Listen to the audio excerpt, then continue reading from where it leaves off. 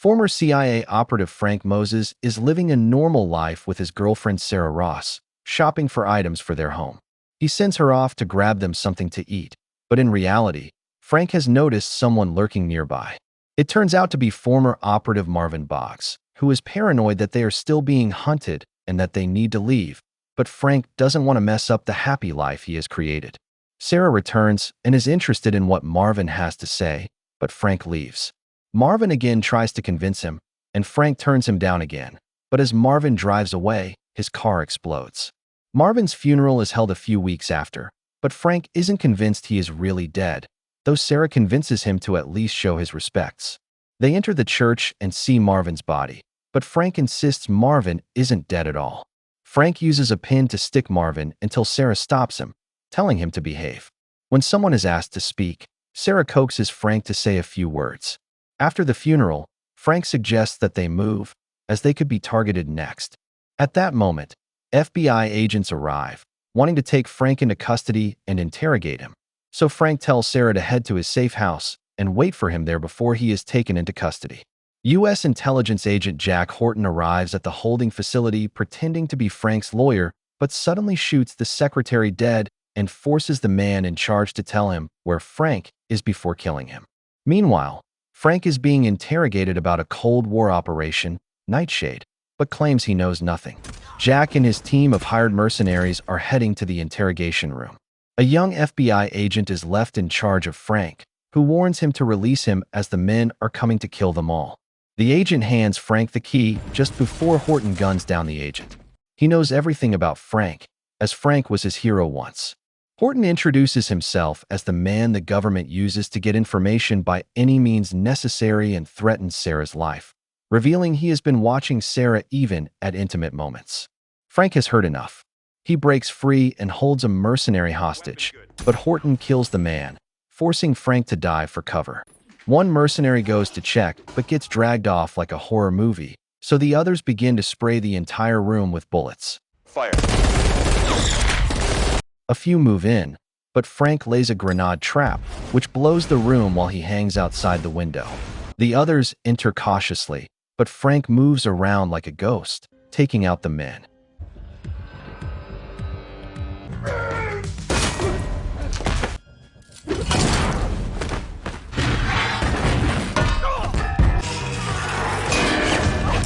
He is almost caught, but Marvin saves him, and they escape the room.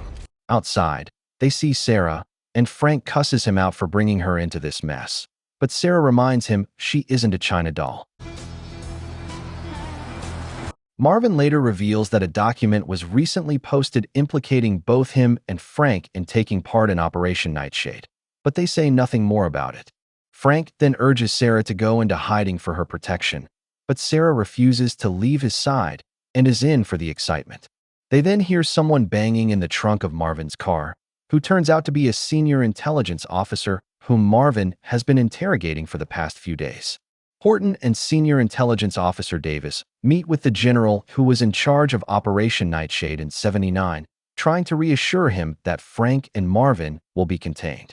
The general, however, is worried about the document posted and wants to make a public statement, so Davis gives the signal, and Horton suffocates the general to death while planning to call in a specialist named Han to contain the situation. In Hong Kong, we meet Han, a former NIS operative turned freelance assassin, in the middle of a mission. The guards take all his clothes and hand him a robe before he is led to meet with a client who wants him to kill a Mr. Fernandez. Unknown to him, Fernandez has hired Han, who kills the client with origami paper. Han gets the call from Horton and learns it's his old rival, Frank Moses. MI6 Director Phillips is alerted to the Nightshade leak and immediately demands Victoria Winslow's location. He tracks her down to a hotel room where there are a couple of dead men on her room floor. Phillips ignores this and offers her a mission, telling her it's time to pick a side. Frank and Sarah are watching Marvin interrogate the intelligence officer. She is excited about being on a mission with Frank, telling him that despite the men trying to kill them, he is right where he belongs. The intelligence officer explains that the Nightshade operation was cooked up by a rogue U.S. general, where a nuclear device was smuggled into Moscow as a first strike capability but was lost. The scientist who created the Nightshade bomb was Edward Bailey. Frank and Marvin recall being Bailey's security detail for his trip to Moscow, where Bailey was killed in a car bomb, and they think that's how they're both involved. They decide to find the source of the Nightshade document leak, and Frank instantly suspects a man called the Frog. Frank then gets a call from Victoria, who reveals MI6 has ordered her to kill him for being a nuclear terrorist, and the Americans have contracted Han to kill him as well. Frank breaks the news to the two, and Marvin thinks sending Han after them is just overkill. Han is on his private jet to the USA and learns his team has tracked Frank down. He soon lands and gets to a hotel room to start hunting Frank, but soon learns that his jet was stolen from the airport by Frank. On board the jet, Marvin reveals that Frank put Han in jail for a few years, and for him, it's personal, but Frank wants them to focus on getting to the Frog. The three arrive in Paris, but when they arrive at their hotel, they are surrounded by men led by Russian secret agent Katya Petrakovich, Frank's former lover. Katya greets him with a kiss and demands to speak with him, leaving Sarah lost for words as Marvin explains that she is Frank's kryptonite. Katya leads them to another room where she reveals she is also investigating the Nightshade leak and threatens to hand them over to the US government unless they work with the Russians looking into Nightshade. Can't we just kill her? Frank pulls Sarah aside, reassuring her that there is nothing between them, but that they need Katya's help. Meanwhile, Horton learns from Davis that Frank is going after the Frog. Katya, Frank, and Sarah are sitting outside a restaurant where the Frog is dining. She explains that he got his name after poisoning the water supply of the KGB with a tree frog poison and stealing info, and has a wealth of information, so even the USA won't touch him. Inside the restaurant, the Frog is meeting with clients when Frank and Sarah enter. Sarah can't keep her cool and ends up making eye contact with the Frog, who throws a knife at Sarah before shooting up the restaurant. Frank and Katya return fire while Marvin leaves with Sarah. The Frog then takes off running and steals a bike before Frank can get to him, but Katya picks him up in a Porsche, and they give chase after the Frog. Sarah and Marvin are also giving chase in a little car, and she's insistent on catching the Frog before Katya. The Frog ends up falling from his bike, but Sarah crashes before she can get to him. The Frog takes off once more, and Sarah again tries catching him, but ends up stuck and is forced to watch as Frank and Katya capture him. They drag the Frog into a building, demanding to know where Nightshade is and smashing his expensive wine, but the Frog refuses to talk as he doesn't trust what they will do with it. Katya decides to torture the info out of him, but Sarah yells at them to stop. She then begins to butter the Frog up and seduce him, which surprisingly seems to work, and he hands over the key to his deposit box. What? A woman. Frank gives the key to Marvin and plans to take Sarah out for dinner when there is a knock at the door. It is Katya, who wants Frank to follow her to talk to a source, but Marvin closes the door on her. He warns Frank not to trust her, but Frank tells him he'll handle it. He then apologizes to a pissed-off Sarah, but reassures her he'll be back in time for dinner. He leaves with Katya, and the two recall the many times they've tried to kill each other before getting to the restaurant. Frank asks about her source, but Katya reveals there is no source and that she plans to take the key. Frank refuses to allow this, but soon passes out as Katya has drugged his wine. He comes to in the apartment with Sarah, trying to slap him into consciousness. She is pissed he allowed himself to be drugged and the key taken, but Marvin reveals he knew this would happen and swapped keys before returning it to Frank. The next day, Frank and Marvin are walking through the street when Han attacks with a mounted machine gun.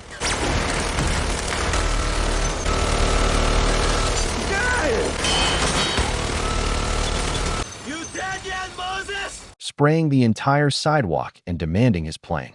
Frank and Marvin can do nothing but crawl for cover as cars rip to shreds around them. Han steps out with 2 pistols, but Marvin and Frank have escaped underground. They head over to the bank, where Katya is being taken into custody after Marvin gave her a key belonging to a terrorist cell. They search the real deposit box, where they find an MI6 report on Nightshade, revealing that the person who placed the bomb was incarcerated. The trio travels to England and is driving along a road when Victoria intercepts them carrying a sniper rifle. Turns out Marvin couldn't help but tell her they were coming to visit. Instead of killing them, Victoria helps them fake their deaths, which should buy them 24 hours. Meanwhile, Horton beats the crap out of the Frog but tells Davis he must have taken a poison or something. promising he is still on Frank's trail. Victoria joins the group, and they survey the prison where the criminally insane are being held, hatching a plan. Victoria gets herself brought into the facility but knocks out the attendants watching her. She then allows Frank inside, and they disguise themselves as doctors but end up taking the entire staff hostage. They locate the room of the Nightshade prisoner, who turns out to be Dr. Bailey, now hyperactive from the drugs they have been feeding him. They ask him about Nightshade, but it is no use in his condition.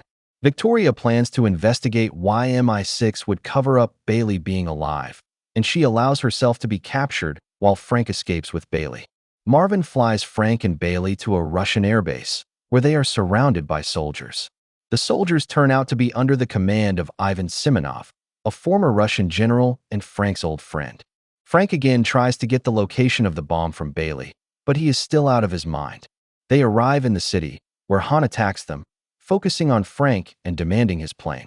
Han takes on 2 cops who try to arrest him, but Frank handcuffs him to a refrigerator and escapes. Before the cops can arrest him, Han breaks free and uses the refrigerator door to brutally take down the cops.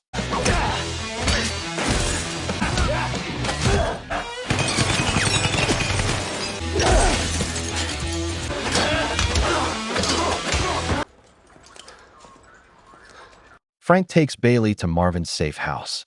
Sarah wonders why Han hates him so much and learns that he lost his job as a counterintelligence officer after Frank framed him for stealing intel.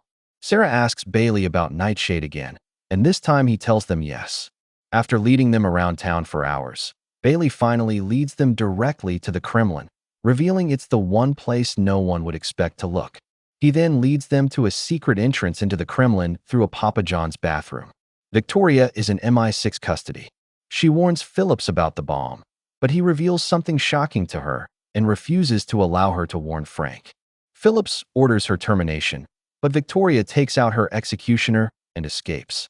Bailey and the team blow their way into the basement of the Kremlin and disguise themselves as soldiers. Meanwhile, Katya is alerted to Frank arriving in Moscow. The guys leave Sarah to guard the room where they blew their way in, and Bailey leads Frank and Marvin to a secret room where he shows them the weapon powered by red mercury, entirely undetectable and without any fallout. Katya holds them at gunpoint, but Frank tells her no one should get their hands on the weapon and convinces her to join them. Sarah is standing guard when she is approached by a soldier named Pasha. Sarah repeats her one line, but the soldier asks her out on a date. Not knowing what to say, Sarah just kisses him, but Frank returns and knocks him out.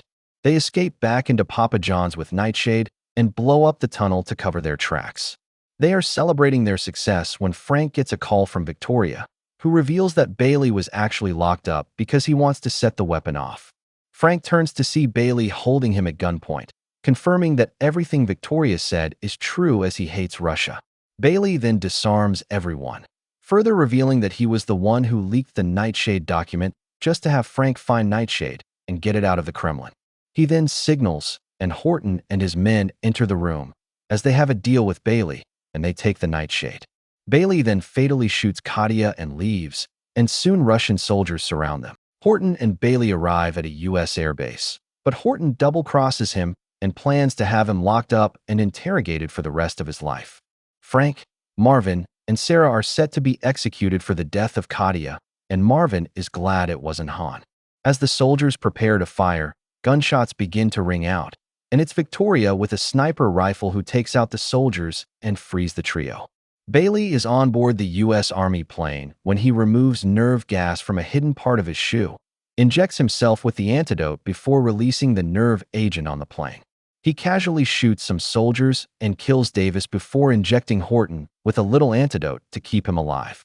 Frank soon learns about the plane massacre and that Bailey has taken refuge inside the Iranian embassy in London and plans to head there. While the others board the plane, Frank is attacked by Han, and the two fight, still arguing about their past.